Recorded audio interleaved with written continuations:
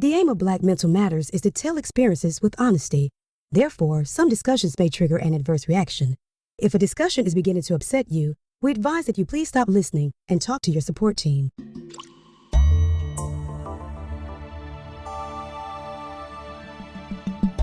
Welcome once again, everyone, to Black Mental Matters. It's your boy, Vince the Voice. I'm back and I'm black, and I'm so glad to be here with you.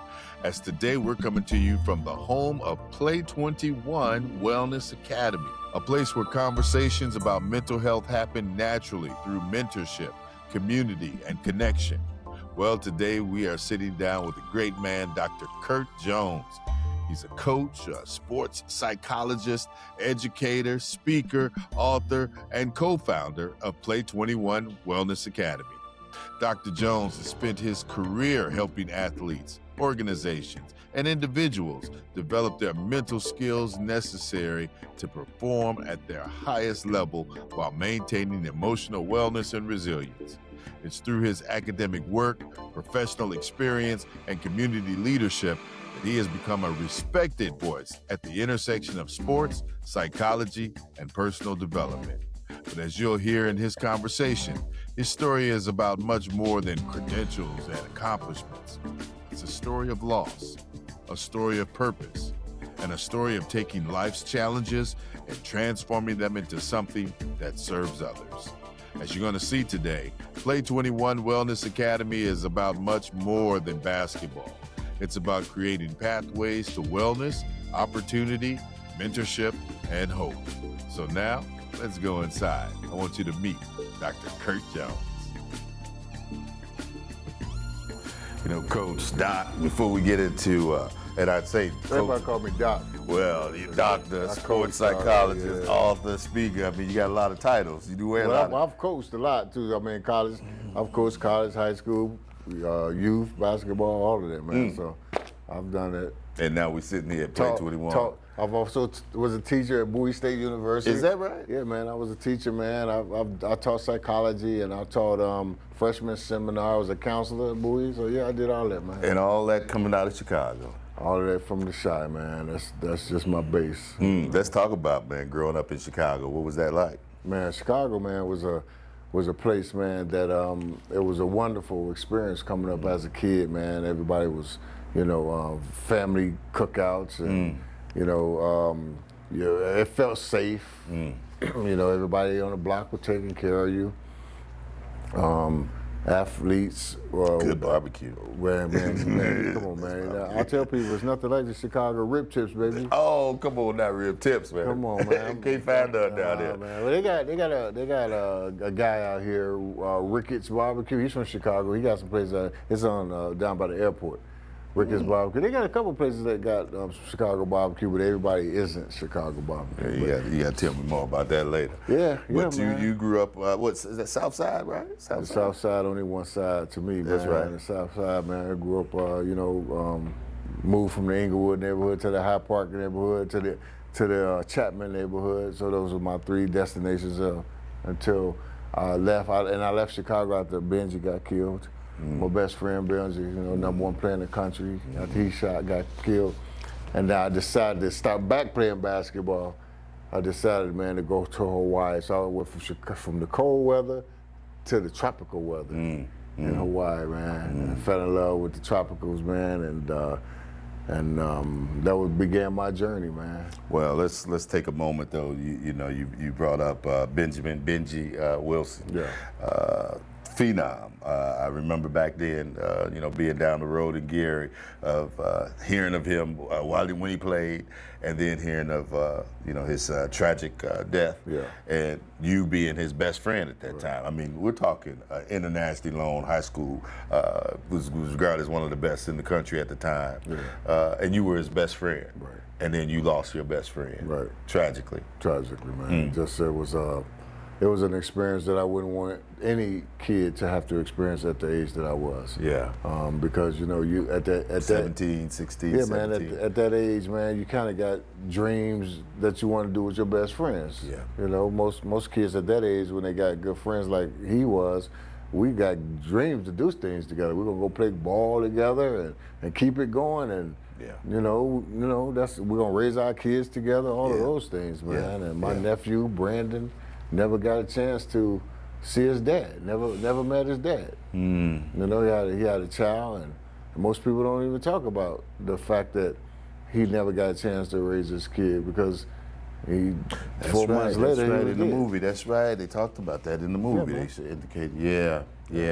See, movie is one thing. Real life is a whole nother. Real life. And you're dealing with real people, and like yourself. Right. And you took that tragedy. It kind of brought us together in the fact that I started this because of tragedy in my life, and you started this where we're at now, Play 21 Academy, because of that tragedy that you experienced as a young person. Yeah, man, and that's what this academy is all about, man.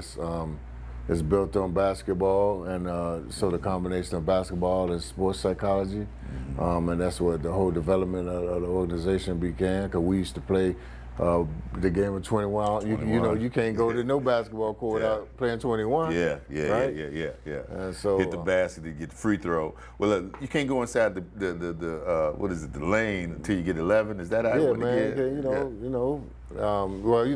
The funny thing about the game of 21 is people play it different. Okay. People play it different, man. No matter where you go, the rules are still the same. You got to get to 21. But some people play it different, where you got you shoot at the top of the key. They hit 21. You know how it goes, and then if you ain't scored by the time somebody else reaches it, you got to sit out, eliminate. If you miss the free throw, and when you go back down. All of that. And so we've adopted a tournament, Play 21, that implies these rules. Like I said, we changed it up just a little bit, where you're able to have a sub, and then also. We got the 4-point play out there, right? You can hit a 4-pointer, because they shooting the deep ones now. Shooting the deep ones, yeah. So we take that and put it into the community, so the community can be involved in a game of basketball. And the good thing about the Play 21 basketball tournament is that everybody can play. You don't have to have professional skills. So can you imagine a kid off the street playing against a professional basketball player and beating them? That's a glory time. You be like, man, we beat y'all in 21, man. So that's the good thing about playing 21. There is you have to have some skills to really win, but you don't have to have skills to get on the court and compete, and that's the difference. Well, it's amazing, your story that, again, as a star basketball player, went all the way to the pros, ladies and gentlemen, and but still took the time to get that education to be a sports psychologist. Yeah, sports psychologist. That's right. Why did you do that? So,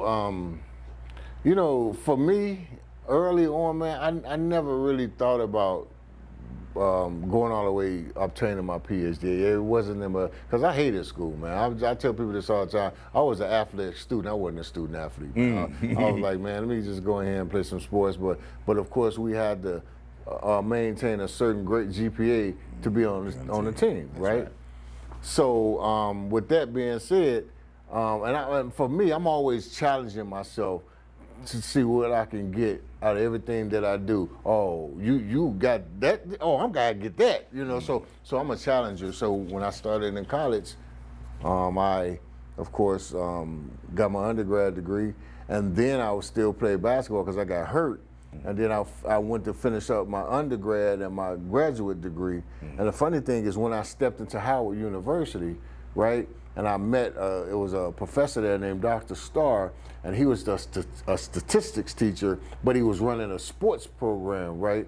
And he found out that I played sports, and we connected. So he put me on a sponsorship. And he was like, man, listen, man, I want to do some studies, and I want you to help me do that. And that's kind of how I ended up going in. Then when I finished with my master's degree, which was in personality psychology, then it's like, well, you might as well just go ahead and finish obtaining your PhD. It ain't gonna take you long, man. And you're a sports guy, man, so you might as well do sports. Then if you do the history of sports psychology, there's not a lot of black people that do what I do.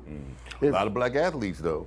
So a whole lot of us out here, man. And a lot of times when they see me, they say, man, I didn't even know you existed. Wow. I'm glad I found you, because when you're getting recommended going through the association, and the leagues that they play for, they're recommending you to people. They got some black people in place, but they don't have people in place because they're hired people. You know, it's kind of like you going through your job to your doctor's recommendation, and it don't necessarily mean that that's a good match for you. Right. You understand what I'm saying? Right. So I'm outside of that, right? So when I come in and they start finding out that I exist, they're like, okay, well, you know, I can really let my hair down because this ain't gonna get back to nobody. And get the real benefit of what you've been trained to get to them. Right. So here at Play 21 Academy, you're implementing some things that not only families. Right. It's a holistic approach, my understanding. Yes, everything, to what you're doing in this sports arena. Right. Talk about it. Let's start first with the parents. So, parents, man, right now, if you really research statistically and look into what's going on under the roof of parents, they're getting abused at an all-time high all around the world. You can go on social media and find some kid that then slapped his parent or threw something at his parent or broke the house and cursed them and disrespected, and that's parent abuse. That is, no matter how you look at it, that is parent abuse. But for these parents, because they got a hold strong and they really don't know who to talk to, because it's either I'm gonna call the police and get them arrested. But a lot of parents don't want to do that. A lot of parents don't want to throw their kid in jail. So what we provide is a support group to help them with the tools that they need so that they can deal with these kind of situations. We give them visualizations. We'll run a scenario back to them, like what you do different now that you did before, and we give them the understanding it's okay, right? And then they got other people that's been through what they've gone through, and they can all kind of sit there and relate to the same thing that's occurring under all these houses, and they don't have to feel alone. That's what we provide them, a safe haven. Venue, a safe place to come. Right. Same thing with teachers, right? We do the same thing with teachers. Teachers are getting abused. You know, a lot of teachers they've been in education for several years, but like some of them don't even want to teach anymore due to the fact that they get disrespected and they got to uphold certain policies. I got to be an educator. I can't get, and you got to decipher what's safe and what's not. Like most of the time, if a student is being loud and boisterous in a school environment and is disrupting class, most teachers don't know how to get rid of that situation. Because especially now, because the kid, of course, want to be the star in the classroom and a clown. What do? I can't put my hands on them. And then the students confronting teachers and getting in their face and pushing them and touching them. What do you do as a parent? Now, most people are like, man, that student hit me, I got a right to defend myself. And they got to understand, they do have a right to defend themselves. But you ain't got a right to beat the student up and kick the student. I mean, you understand what I'm saying? Yeah. So that's another part of giving them the appropriate tools to be able to work with so that they can get through certain situations like that. And those are what we work with, man. Like I said, at-risk youth, youth that's lost in the sauce, don't know what they do. We provide services so that they can understand how they want to matriculate through life. And then we got, of course, the professional athletes, college athletes, and high school athletes that we work with. Which you could have stopped right there, but you made it just a concerted decision to help others in these other scenarios as well. Right. Why was that? So here's the thing too, man. Everything is a teaching tool. Okay. One thing contributes to the other. Okay. Think about what I'm saying. A parent is a teacher and a teacher's a parent. Right? Most people don't even view it like that, but they are. Okay? And most at-risk youths are youths that people love that could be your child. How do they become at risk? Right? You got to look at the environmental circumstances. As you grew up in Gary, I grew up in Chicago. You got to look at that, right? And I can guarantee you that here in the state of Atlanta, as bad as some conditions are, it's not like how Chicago and Gary is. Yeah. So I'm able to redirect the thought pattern, right, and help them understand. I take them down and show them the ghetto, the hood, and then I take them over here and show them a gated community, and I say, you decide. Which one of these you want to be in? Then drive past the jail over here. Which one of these you want to be in? That most of them gonna pick what you think, the big crib, right? That's right. what I want. That's right. Well, So then we gotta start processing that. We can start what it is you have to do to get there. Right. And I know you've got some things, some programs and some ideas as to how they can get there. Right. And how do you do that? So I've created this cognitive mental tool called the shelving method, which operates on 4 shelves and help you place your thoughts where they need to go. So technically, it is what's considered an emergency, something that needs to be done within the next 24 hours, right? As opposed to something that's not an emergency and it's urgent enough that we need to address it, but it's not placed in the emergency category. See, most people place urgency into emergency. Urgency to emergency, and that's not the case. And that ain't the case at all. No. Right? So once you learn how to decipher between the two and place your thoughts, then you know how to address it better. Right? See, a lot of people carry things from the past that they've never, ever really understood how to put it on a shelf, on a correct shelf. Of course, we got the holding shelf and then the elimination shelf. The holding shelf is things that, you place there and figure out when I need to get back to it, how I need to get back to it, and what I need to do when I get back to it. And then you got the elimination shelf, things that no longer serve your purpose. People that no longer serve their purpose. Places, things no longer serve your purpose. Sometimes our mind takes us back to some things that no longer serve our purpose, like when you and I first started talking about some of the things, right? Because as people, we often help people. We help guide people and let people get to where they want to. See, people will use you till they get from you what they need. And you allow that. But that's okay sometimes, because it's about reaching one teach one. Get to. Right. Yeah. It depends how you want to get there, right? Yeah. And as you say, we're powerful people. If we can understand what someone enters your life for, because everything is about a time period. Like all my clients, I tell people, as many clients as I got, and many as I deal with, they come and they go. Everybody don't need you forever. That's like life. And once you learn how to cut that tie and move on to the next thing, you are. But most people like to feel like they want to connect to something forever. And forever, it just ain't going to exist. So that's what we do here. We help all of these people kind of establish an organized mind, a clarity mind, because your mind, when it's cluttered, it's like going in the closet trying to find your brand new shirt that you threw in there. And you can't do it. Can't do it. Well, this idea, this program, how long has it been in existence? Play 21. Play 21, actually, I think this may be our, I want to say 4th year. 4th year. Yeah, Play 21 has only existed for 4 years. And you've attracted, it's just some huge, I was looking at some of the names of the people. Because we're good at what we do. Charles Oakley, good Lord. Deontay Wilder, former heavyweight champion of the world. Kobe Dean, Ashton Genty, Chantel Malone, Olympia, all of those. All those people, man, all of them got accolades, man, out the world, man, and we still attracting them as they come. And because, like I say, these guys got a different mentality to become great already.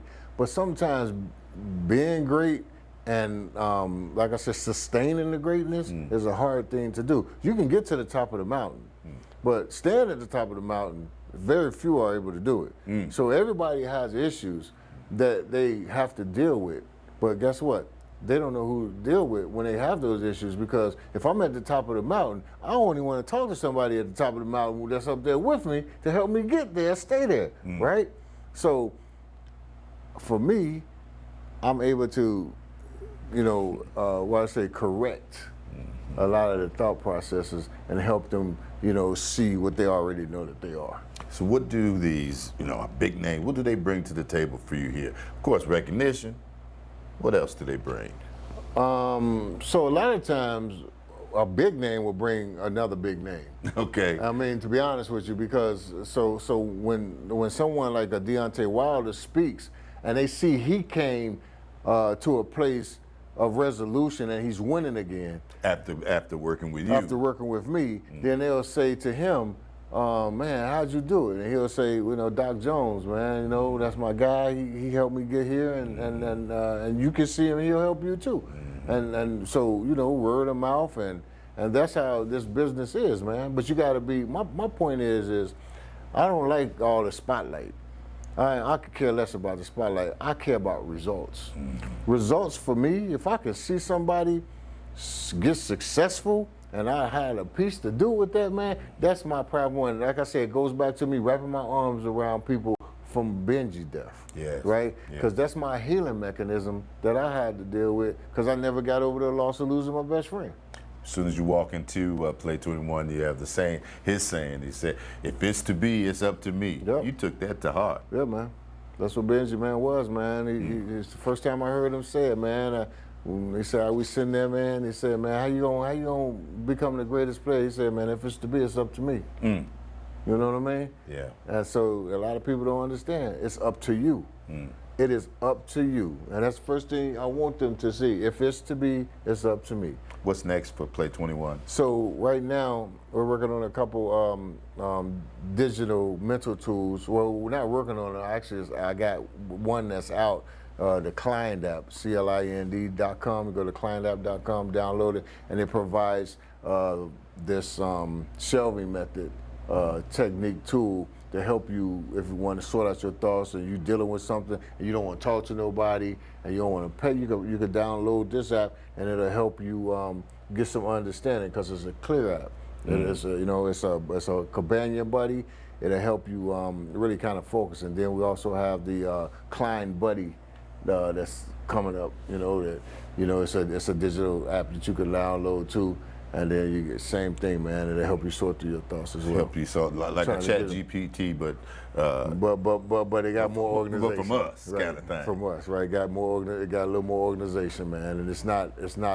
So most of the things that's in my app is something that's coming from the shelving method. It's built out, something that's generated. It's not just pulling information from places. It's just something that's expanding from what we already have designed. So what's the impact you hope to have over these next couple years? Man, bro, man, I just want to see people say that I have a tool that's accessible. I can use this in my car, when I'm sleeping, when I'm cooking, when I'm talking to my significant other. If I break up, if I have a breakup, I have something that can help me get through my day, right? That was totally understood why it was developed. And that's really what it's all about, just being able to leave something in the world, man, that I think is beneficial for people. You're definitely on the way to that, man. This has been an amazing time, an amazing place to be, an amazing man we're talking to. I got a couple rapid fires for you before we wrap up, man. I want you to finish it for me. Go ahead. Success is what?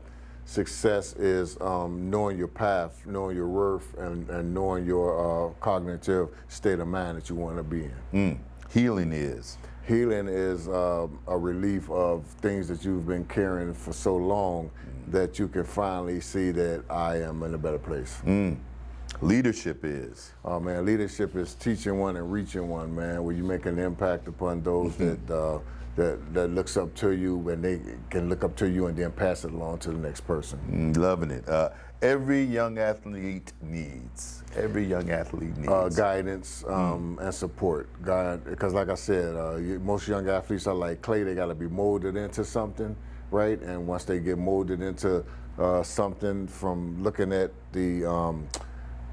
the person that helped them, getting advice from the person that helped them, then they're able to kind of find their own path.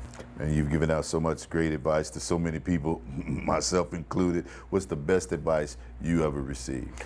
The best advice I ever received, man, was to stay humble, man, to stay real, to true to yourself, right? Amen. And don't ever think that you're better than somebody, right? And that's pretty much how I try to live my life. Doc, love you, man. Love you too, bro. Appreciate the time. Appreciate it, man. Yeah. Yes, sir, man. You know what I appreciate most about today's conversation with Dr. Jones is that it reminds us that healing doesn't always happen in the therapist's office.